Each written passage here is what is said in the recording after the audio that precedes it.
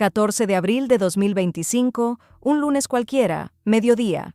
Kansk, una ciudad en el territorio de Krasnoyarsk, con aproximadamente 90.000 habitantes, a unas 5 horas en auto al este de Krasnoyarsk.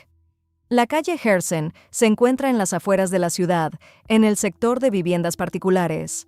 Allí, casas de una sola planta se alzan detrás de altas cercas de madera, portones, pequeños jardines delanteros, patios, como en muchas ciudades de Rusia. Silencio, un silencio que apenas interrumpen los ladridos de los perros del vecindario. Es uno de esos barrios donde todos saben más o menos quién vive al lado, pero nadie se asoma por encima de la cerca ajena. En una de las casas de la calle Herzen vivía una familia: madre, padre y 4 hijos, desde un bebé de meses hasta un niño en primer grado. Una familia reservada, callada, que desde afuera no se distinguía en nada de los demás vecinos de la calle. Y entonces, alrededor de las 2 de la tarde, el menor de los hermanos, el de primer grado, regresa de la escuela. La misma ruta de cualquier otro día de semana. La escuela, el camino, el portón, la casa. Camina solo, como siempre. Pero este lunes el portón no está cerrado con llave y la puerta de entrada está de par en par.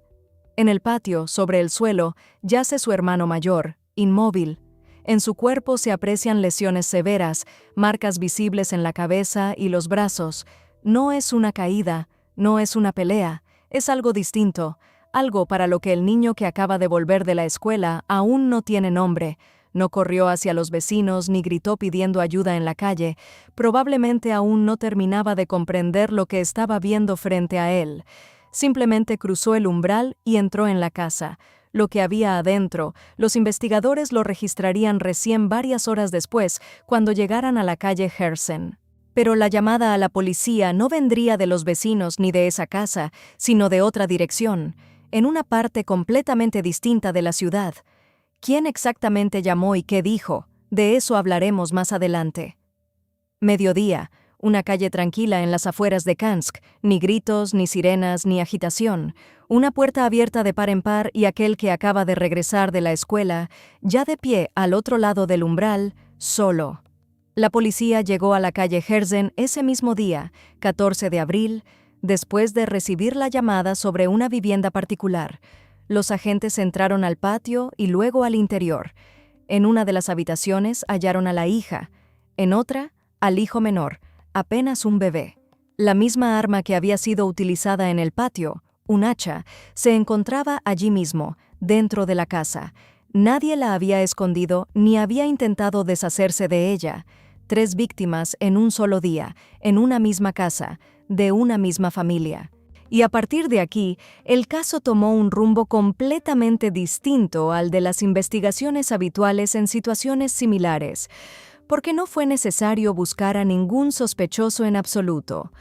Valentina, de 29 años, madre de los 4, no se había fugado, no se había escondido, no había destruido evidencias, no se había deshecho del arma. Simplemente tomó al sobreviviente, el niño de primer grado, salió de la casa y caminó a pie a través de todo Kansk hasta la casa de sus padres, con él de la mano, y allí, en la casa de ellos, lo dijo en voz alta: «Fui yo». El padre de Valentina, al escuchar esa confesión, se dirigió de inmediato a la calle Herzen, entró en la casa, vio lo que había allí y al instante marcó el número de la policía. Valentina fue detenida ese mismo día, 14 de abril, prácticamente de inmediato tras la llamada. Las autoridades del territorio de Krasnoyarsk abrieron una causa penal esa misma noche. En el interrogatorio ella lo confirmó todo. No negó nada, no se contradijo en sus declaraciones, no intentó atenuar ni justificar nada. Sí, fue ella. Sí, exactamente ella. Y al cuarto, al niño de 7 años, no lo tocó. Según la agencia TASS, ante la pregunta de los investigadores, explicó brevemente: «No me alcanzaron las fuerzas». En la primera audiencia para la determinación de la medida cautelar, pidió perdón. Aceptó la detención, no se opuso al arresto. Permaneció en calma. Para la noche del 14 de abril, la noticia ya se había propagado por todos los grupos locales, canales de Telegram y portales de noticias del territorio de Krasnoyarsk y más allá de sus fronteras. Pero nadie, ni la investigación, ni los vecinos de la calle Hersen, ni los padres de Valentina, tenía respuesta a la pregunta principal: ¿por qué lo hizo? Según las propias declaraciones de Valentina. Temprano por la mañana, el padre de familia se había ido a trabajar. Era conductor y su turno comenzaba de madrugada. Para cuando todo empezara en la casa, él ya no estaría en la ciudad. Después se fueron los dos mayores, el de primer grado y su hermano, ambos rumbo a la escuela. Valentina se quedó sola con la hija y el más pequeño, apenas un bebé. Primero la hija. Valentina, según sus propias declaraciones, le impidió respirar. Luego tomó el arma y le causó una herida en la zona subclavicular izquierda. Una sola vez, no una serie, un movimiento preciso. Después, el hijo menor. Aquí fue distinto. Múltiples impactos con el arma en la cabeza. Entre estos dos episodios transcurrió cierto tiempo. ¿Cuánto exactamente? La investigación no pudo determinarlo con precisión, pero no fue un estallido de un segundo tras el cual la persona no entiende lo que hace. Pasó de una víctima a la siguiente de forma consciente y continuó. Después de eso quedaba todavía el hermano mayor. Valentina probablemente sabía que aún tenía tiempo antes de que regresara. Durante varias horas permaneció sola en la casa con lo que ya había hecho. Cuando él volvió, cruzó el portón, atravesó el patio, ella ya estaba afuera. Múltiples impactos con el arma. Durante todo ese tiempo no llamó a nadie, ni a sus padres, ni a su marido, ni a la policía. Un detalle que llevó este caso más allá de los límites de una investigación ordinaria. Los criminalistas trabajaban en la escena siguiendo el protocolo estándar. Habitación por habitación, cada objeto registrado. En estos casos, la inspección siempre lleva varias horas y al principio todo transcurrió exactamente así, de forma rutinaria, como corresponde. Después, uno de ellos abrió un aparador. En el estante, entre la vajilla ordinaria, platos, tazas, se encontraban restos parciales de la víctima más pequeña, colocados con cuidado, de forma ordenada, no escondidos, no descartados, no dejados donde todo ocurrió. Trasladados a través de la habitación y puestos en el estante como un objeto al que se le asignó un lugar específico. Hasta ese momento, todo lo que había sucedido en la casa aún podía, con enorme dificultad, a la fuerza, intentar resumirse en una sola palabra: crisis. Una madre que no soportó más, que perdió el control de sí misma, que hizo lo que hizo. Esas explicaciones al menos existían en el lenguaje humano común. Al menos podían pronunciarse en voz alta e intentar procesarse. Tras el hallazgo en el aparador, esas explicaciones dejaron de funcionar. Una persona que pierde el control en un estallido momentáneo no realiza esas acciones. No separa, no traslada a través de la habitación, no exhibe en un estante entre la vajilla cotidiana. Para eso se necesita un estado completamente distinto, frío, distanciado, en el que una acción semejante se percibe como normal y admisible. El caso fue reclasificado a la categoría más grave de todas las existentes, pero la tipificación en el expediente era una cosa, y la pregunta que había detrás, otra muy distinta.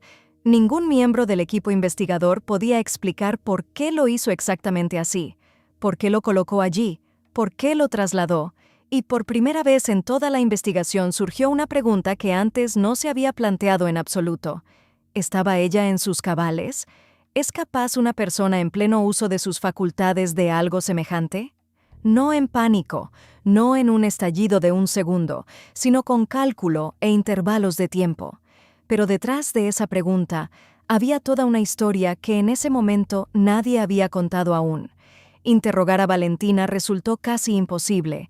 Los investigadores lo describirían después de la siguiente manera: ella se sentaba enfrente, miraba al frente y guardaba silencio. Le hacían una pregunta, no reaccionaba en absoluto. Se la repetían, respondía, pero no a la pregunta que le habían hecho. Comenzaba a hablar de algo completamente ajeno, se interrumpía a media palabra, volvía a callar. A veces simplemente miraba a través de su interlocutor, como si no hubiera nadie en la sala. El acta de interrogatorio, que en casos normales toma unas cuantas horas, con ella se extendió durante varios días, e incluso lo que finalmente pudieron plasmar en papel conformaba un cuadro incoherente. Confundía el orden de los hechos, mencionaba nombres de personas que no figuraban en el expediente. Los investigadores registraron en los documentos: el estado psicoemocional de la sospechosa es extremadamente inestable. No es posible establecer una comunicación adecuada con ella. Pero una frase la pronunció con absoluta claridad y nitidez. Cuando le hicieron la pregunta directa de por qué al cuarto, al de primer grado, no lo había tocado, Valentina respondió brevemente, 3 palabras: no me alcanzaron las fuerzas. Ese era el límite. Tenía la intención de terminar con todos, sin excepción. El sobreviviente se salvó únicamente porque a ella se le agotó el recurso, y tras esto, el caso dejó definitivamente de ser la investigación de unos hechos concretos. Detrás del comportamiento de Valentina en los interrogatorios, detrás de los silencios, detrás de las respuestas fuera de lugar, se alzaba una pregunta: ¿qué estaba ocurriendo dentro de su mente y si alguien lo había sabido antes? La investigación comenzó a reconstruir el perfil de la familia desde la infancia, y cuanto más profundizaban, menos personas encontraban que pudieran decir algo concreto. Valentina no trabajaba oficialmente desde 2019, ya llevaba 6 años como ama de casa. Sin colegas, sin círculo laboral, sin contactos regulares fuera del hogar. Todo su mundo eran 4 paredes, un patio detrás de una cerca y quienes vivían en él. Vladimir, su esposo, de unos 40 años, el único que mantenía a toda la familia. Volvía tarde por la noche, pasaba el día entero en la ruta. Ella se quedaba sola con los 2 menores en un patio cerrado, sin interlocutores adultos. Y así, cada día, durante años. Se conocieron, como se sabría después, en 2014, en una comunidad bautista. Valentina entonces aún no tenía 20 años. Una comunidad pequeña, un círculo cerrado de relaciones, ambos eran feligreses y allí fue donde se unieron. El vínculo con ese entorno religioso, por lo que se puede deducir, se mantuvo después. Los fines de semana siempre iban en la misma dirección, pero fuera de la comunidad prácticamente no tenían contactos. Los vecinos dirían después, tanto a los investigadores como a los periodistas, lo mismo. No se peleaban, no invitaban a nadie a su casa, el portón siempre estaba cerrado con llave. Lo que ocurría detrás de esa cerca no lo sabía absolutamente nadie. Ni discusiones, ni gritos, ni visitas, ni celebraciones. En todos esos años, ni una sola vez alguien de esa familia le pidió algo a un vecino. Solo silencio. Y precisamente ese silencio se convertiría después en una cuestión aparte para la investigación. ¿Era el hermetismo normal de una familia que simplemente estaba acostumbrada a vivir a su manera? ¿O se trataba del aislamiento total de una persona a la que era imposible alcanzar desde afuera? En otoño de 2024, esa fachada mostró su primera grieta. El primero en notarlo fue el profesor de educación física.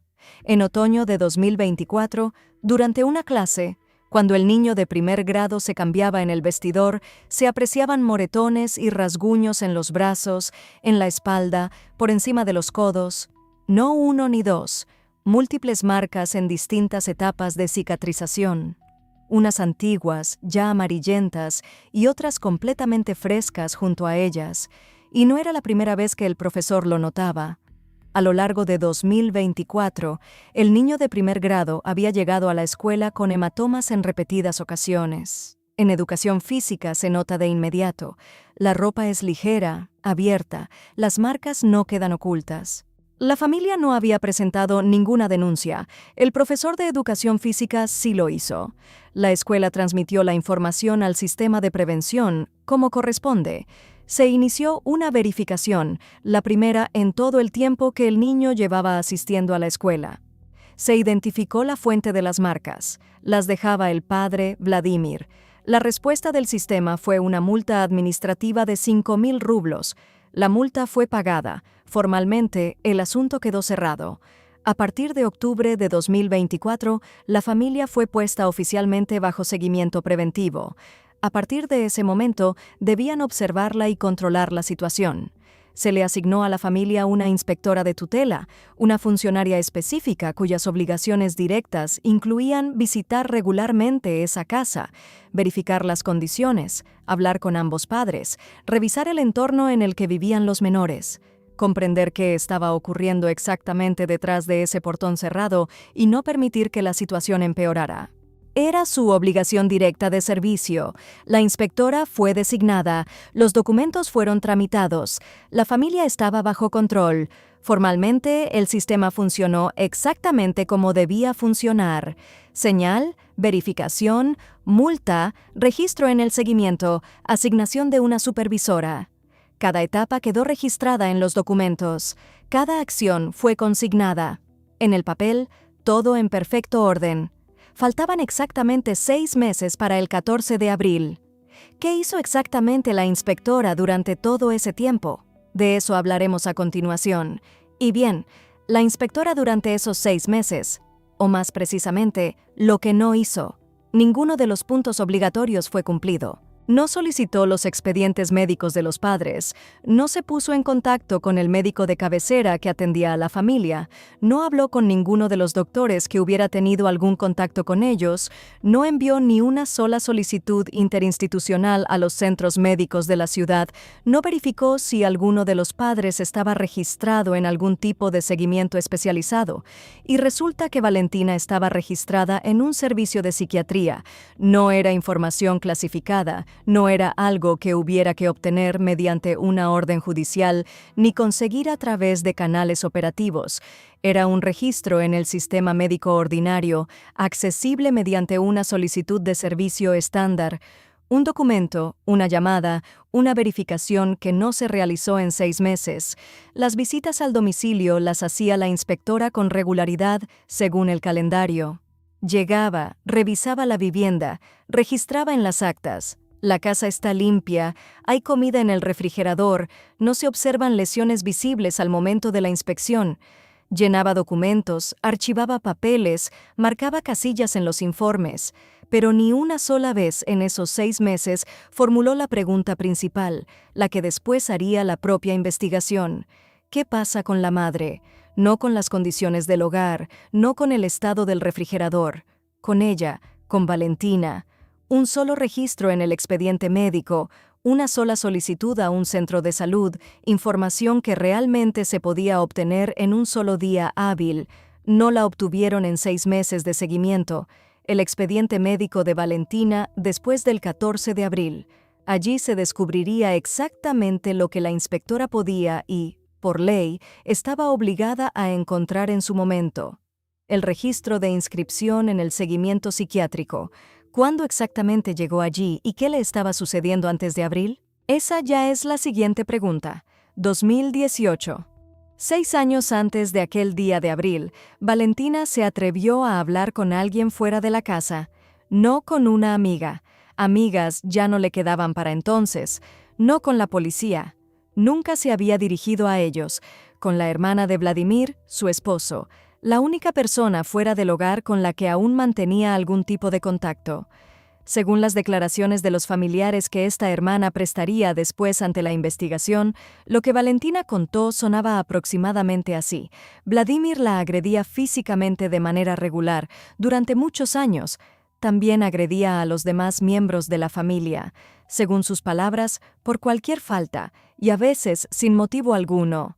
Le confiscaba las prestaciones sociales, el único dinero que formalmente estaba a nombre de ella, no de él.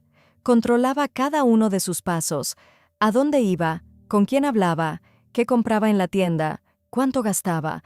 Salir de la casa sin su permiso le era absolutamente imposible. Valentina no tenía dinero propio, no tenía a nadie, la casa y el marido, de quien dependía todo.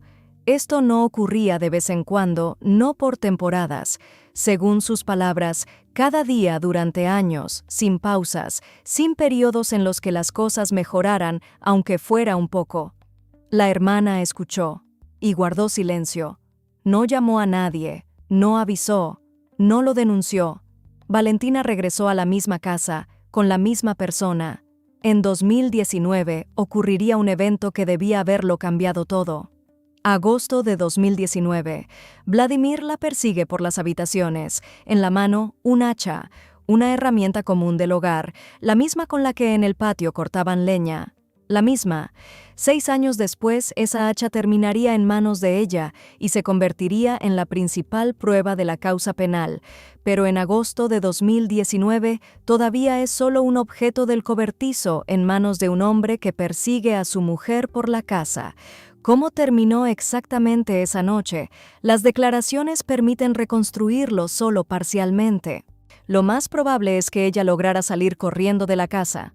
Lo más probable es que pidiera ayuda a ella misma o que alguien del vecindario la solicitara. La investigación solo registró el resultado. Tras el incidente con el hacha, Valentina ingresó por primera vez en un dispensario neuropsiquiátrico, no en una clínica general, no con un médico de cabecera, sino en un dispensario neuropsiquiátrico, una institución donde trabajan psiquiatras, donde se realizan hospitalizaciones, donde se establecen diagnósticos y se prescriben tratamientos, donde están capacitados para reconocer aquello que ni una inspectora ni un médico de cabecera podrían detectar. Hasta ese momento, Valentina no existía para el sistema, ni una sola consulta médica, ni un solo registro en su expediente, ni una sola visita a un especialista. Todo lo que el Estado sabía de ella era una línea en los documentos sobre el nacimiento de 4 hijos. Ahora estaba adentro. Por primera vez en el campo de visión de personas que podían examinarla, detectar señales, hacer las preguntas que nadie había formulado hasta entonces, establecer un diagnóstico, iniciar un tratamiento, contactar a los servicios de tutela, sacarla de allí. Estaba en el hospital, los médicos estaban a su lado. Vladimir se presentó en el dispensario, no preguntó qué le pasaba, no se interesó por el diagnóstico, no pidió los resultados del examen ni las indicaciones médicas, no hizo preguntas sobre el pronóstico, sobre el seguimiento, sobre la toma de medicamentos, fue a buscarla y se la llevó. Sobre el tratamiento dijo una sola cosa: las pastillas no le hacen falta. Esa frase la recordarían y más tarde la declararían ante la investigación. 4 palabras. Con ellas anuló todo lo que podría haber comenzado dentro de las paredes del dispensario. Los médicos no tenían derecho a retenerla. Por ley, solo se puede mantener a un paciente en contra de su voluntad en un único caso, si representa un peligro directo para sí mismo o para los demás. En agosto de 2019, Valentina, por todos los signos exteriores, no representaba ese tipo de peligro. Tranquila, dócil, sin agresividad, sin amenazas. El marido dijo: «Me la llevo». La esposa no se opuso y tramitaron el alta. El diagnóstico existía. Se lo habían establecido al momento del ingreso. ¿Cuál exactamente se sabría después? Pero existía y requería tratamiento, regular, prolongado, bajo supervisión. Desde el momento del alta, ni una sola visita al psiquiatra, ni una sola pastilla, ni un solo control de seguimiento, ni una sola consulta desde el dispensario, ni al mes, ni nunca más. El médico de cabecera no recibió el informe de alta. Los servicios de tutela no recibieron notificación. El expediente con el diagnóstico quedó en el archivo de la institución de la que su marido se la había llevado. 6 años sin tratamiento, sin seguimiento, sin un solo contacto con alguien que supiera lo que figuraba en su expediente. 6 años hasta abril de 2025. Vladimir Mitko. Nació en una familia que por todos los indicadores formales se consideraba funcional. En los materiales del caso hay pocos detalles, solo el resultado.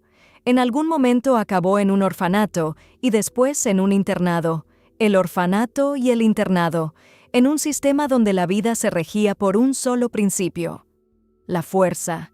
Los mayores sobre los menores, los fuertes sobre los débiles, el personal sobre todos. Quien no sabía defenderse con los puños se convertía en aquel sobre quien otros aprendían a golpear. Vladimir aprendió. La agresividad ya se la habían registrado en el internado. Conflictos, estallidos, incapacidad para construir relaciones desde temprana edad. Esto no era un rasgo de carácter, era el resultado de un entorno que tritura y escupe. Creció, salió del sistema, llegó a Kansk y reprodujo el único modelo que conocía.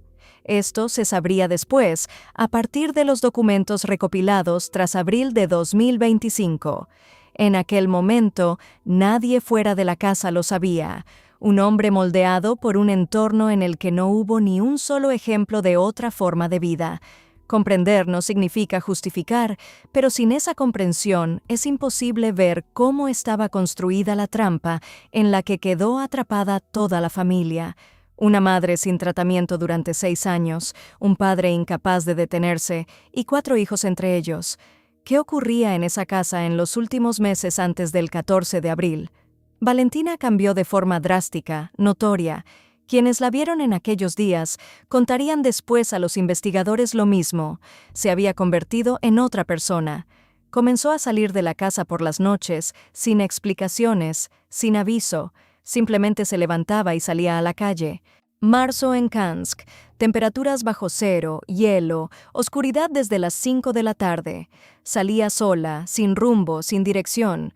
Si le preguntaban, respondía brevemente: «Quiero pasear, estoy cansada». Hablaba al vacío. Podía quedarse de pie en el patio y hablar, no en voz alta, de forma monótona, sin mirar a nadie, con alguien que no estaba allí. Las palabras no formaban una petición, ni una queja, ni una conversación. Solo sonido. Según las declaraciones de los familiares, las rarezas no habían comenzado en marzo. Antes, incluso antes del nacimiento del más pequeño. Pero entonces todo se atribuía a una sola cosa: cansancio. 4 hijos a cuestas, sin ayuda, sin respiro. Por supuesto que estaba agotada. ¿Quién no lo estaría? No había otra explicación. En marzo, atribuirlo al cansancio se volvió más difícil. Las salidas nocturnas, las conversaciones con el vacío, la mirada que, según los vecinos, cambiaba, se volvía ausente, cristalina, como si mirara a través de todo. Los familiares lo veían, los vecinos lo veían. Nadie llamó a un médico, nadie marcó el número de emergencias, nadie se dirigió al dispensario donde en el archivo reposaba un expediente con su diagnóstico, nadie formuló la pregunta que podría haberlo cambiado todo. ¿Y si esto no es cansancio? La cuenta regresiva hacia el 14 de abril transcurría a la vista de todos. La mañana del 14 de abril, lunes. Kansk despierta como siempre, sin prisa. Los portones se cierran de un golpe. Los pasos se alejan hacia las paradas de autobús y las escuelas. El comienzo habitual de una semana habitual. A las 9 de la mañana, la casa se había vaciado. Todos los que debían irse se habían ido. Quedaron Valentina y los 2 que no podían ir a ninguna parte. Detrás de la cerca, la vida cotidiana. Nadie mira hacia esa casa, no hay motivo. Y esa quietud que suele haber en las casas particulares un día de semana, cuando los mayores se han ido y la hora del almuerzo aún queda lejos. Una quietud común y corriente, nada especial, igual que ayer, que la semana pasada, que el mes anterior.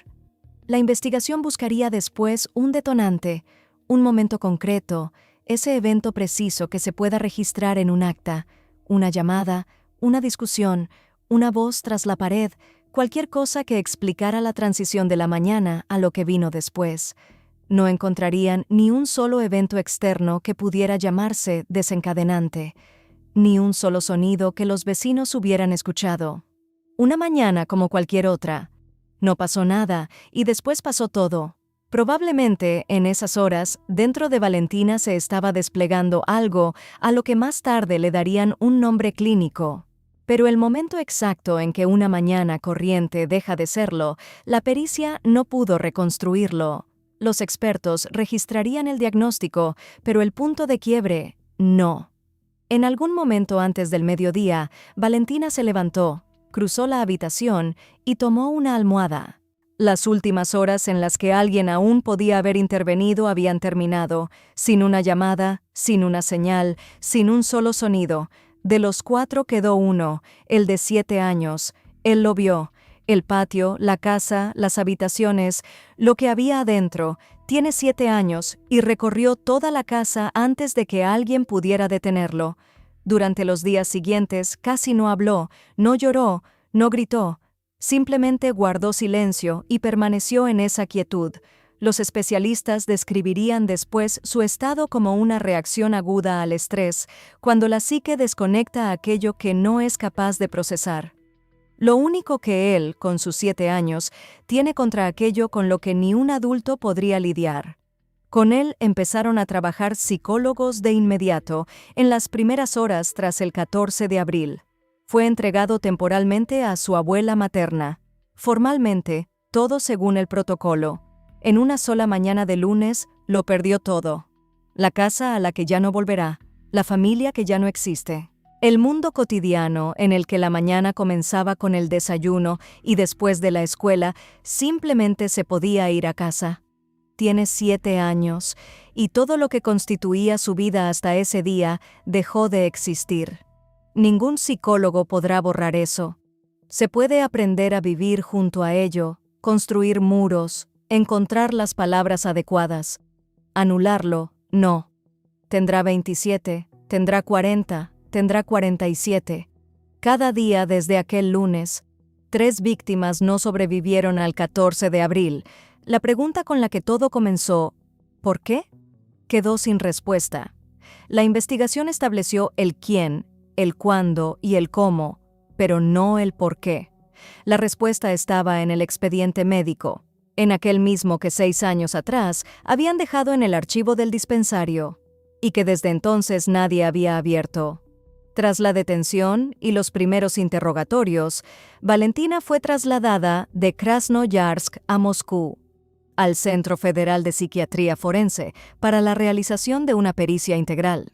Pruebas, entrevistas, recopilación de antecedentes clínicos, análisis de la documentación médica, incluido aquel expediente del dispensario de Kansk que había permanecido 6 años en el archivo sin que nadie lo tocara.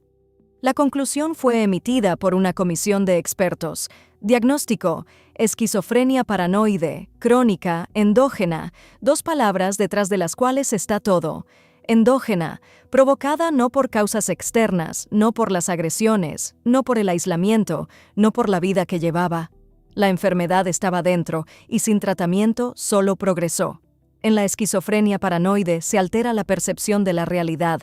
La persona puede escuchar voces que no existen, ver lo que no está ahí, recibir instrucciones que para ella son absolutamente reales. Sin antipsicóticos, y en 6 años no le prescribieron ni un solo tratamiento, el estado solo avanza en una dirección. Pero la conclusión de los expertos: en el momento de los hechos, Valentina estaba privada de la capacidad de comprender la naturaleza de sus actos y de controlarlos. Una sola palabra: inimputable. Ella no eligió, no tomó decisiones, no sopesó consecuencias. Lo que ocurrió el 14 de abril no fue un acto de voluntad. Fue el desenlace de una enfermedad que nadie trató. Crónica, lo cual significa que no surgió esa mañana, ni apareció 3 semanas antes. Existía desde mucho antes. ¿Desde cuándo y quién lo sabía? 2019. La clínica psiquiátrica. A Valentina le establecen un diagnóstico, la registran en el sistema, le asignan un número de seguimiento, la ingresan en la base de datos estatal. Desde ese segundo, la información existe no en la memoria de alguien, no en conversaciones de vecinos, sino en el sistema, accesible para cualquier entidad mediante una solicitud interinstitucional estándar. 2019, 2020, 2021, 2022, 2023, 2024. A lo largo de todos esos años, un registro en el sistema que cualquier persona con acceso de servicio podía consultar. El registro no fue eliminado, no fue archivado, no requería autorización especial. Simplemente estaba ahí, esperando a que alguien lo solicitara. La inspectora asignada a la familia podía haberlo hecho cualquier día hábil. Un formulario estándar de solicitud interinstitucional, un solo folio. Tiempo de llenado, 3 minutos. Plazo de respuesta, hasta 5 días hábiles. El diagnóstico. 3 líneas tras las cuales la familia habría pasado automáticamente a otra categoría de seguimiento. Eso lo habría cambiado todo. El formulario no fue enviado ni una sola vez en ninguno de esos años. El documento quedó en blanco, en la misma carpeta donde estaba el expediente de la familia con sus actas, marcas de seguimiento y citaciones. Y esto es lo que convierte una estadística en condena. No fue un accidente, no fue una falla de comunicaciones, no fue un documento extraviado en el correo. La inspectora tenía la autoridad, tenía acceso al formulario, estaba en las plantillas, tenía los motivos, la familia estaba bajo seguimiento, se habían documentado agresiones. Todo lo que se necesitaba era llenarlo y enviarlo. 5 minutos, 3 vidas, una casilla vacía. Y todo esto consta en los materiales de la causa que ahora está ante el tribunal. Octubre de 2025. Tribunal Regional de Krasnoyarsk. La causa penal contra Valentina fue sobreseída. No porque se demostrara su inocencia, sino porque el castigo es imposible. Por ley, no se puede castigar a quien en el momento de los hechos no comprendía lo que hacía ni podía controlarse. La pericia lo confirmó. Diagnóstico: un trastorno crónico que se desarrolló durante años sin tratamiento. Para el 14 de abril, la enfermedad había alcanzado una fase en la que la voluntad, el control y la comprensión de la realidad habían dejado de existir. En lugar de una condena, el tribunal dictó una resolución: medidas obligatorias de carácter médico en un hospital psiquiátrico con vigilancia intensiva. No una colonia penal, no una prisión, sino un hospital. Un pabellón cerrado, supervisión las 24 horas, medicamentos, aquellas mismas pastillas que, según el marido, no le hacían falta. El plazo no fue determinado. La formulación dice, hasta la recuperación. En un trastorno crónico endógeno, la recuperación total es una pregunta para la que la medicina no tiene una respuesta unívoca. Puede ser 1 año, pueden ser 10, puede que nunca. Teóricamente puede salir si una comisión médica determina que su estado es estable, que el tratamiento dio resultados, que ya no hay amenaza. Pero eso es en teoría. En la práctica es una pregunta abierta. 3 ya no están, y quien lo hizo sigue con vida. Recibe el tratamiento del que fue privada todos los años anteriores, un tratamiento que pudo haber comenzado en 2019, la madre en el hospital y aquel que la sacó de allí y le suspendió la medicación, y aquella que debía verificar a la familia y no lo hizo.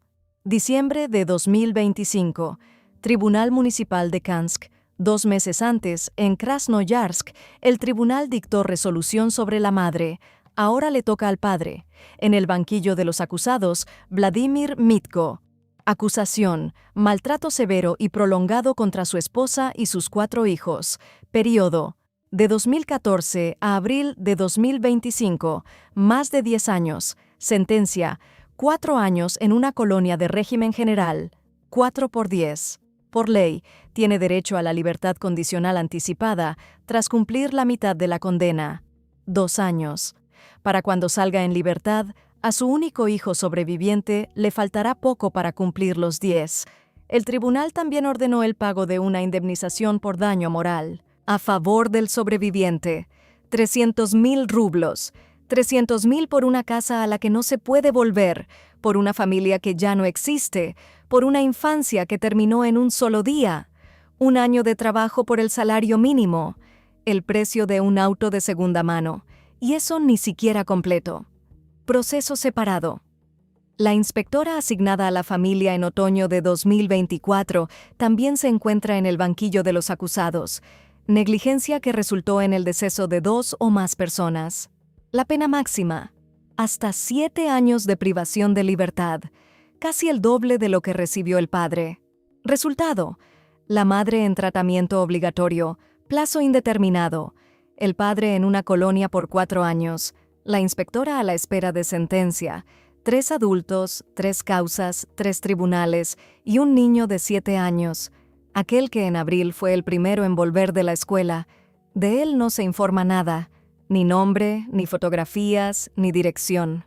Solo se sabe una cosa: está vivo. ¿Dónde está ahora? En un orfanato. tiene 7 años. Una cama institucional, paredes institucionales, levantarse al toque de campana, desayuno en el comedor, clases, hora de descanso, toque de queda, cada día según un horario que no fue escrito para él. A su alrededor, decenas de niños iguales, cada uno con su propia razón para estar allí. La de él es esta: ya no tiene hogar. La madre en una sala cerrada, bajo llave, sin plazo. El padre tras las rejas, la hermana y los 2 hermanos en el cementerio, la inspectora en la sala del tribunal. Y esto es lo que quedó de una familia. Cada persona que pudo haberlo evitado, no lo evitó. El marido agredió a su esposa y a sus 4 hijos durante años. Cuando la internaron para observación, fue a buscarla, le prohibió la medicación, decidió por ella. La hermana del marido escuchó y calló. No llamó, no escribió, no denunció. La escuela vio las marcas y dio la señal. El sistema respondió con una multa y un protocolo, y nada más. La inspectora puso a la familia bajo seguimiento, no solicitó ni un solo documento médico, no hizo nada que pudiera haber prevenido algo así, y ahora solo él quedó con vida, y vive en un orfanato. No tiene madre, ni padre, ni hermana, ni hermanos, solo un apellido y el recuerdo de aquel lunes. Queridos espectadores, no sean indiferentes con sus seres queridos. Denle un me gusta. Suscríbanse a nuestro canal. Hasta la próxima.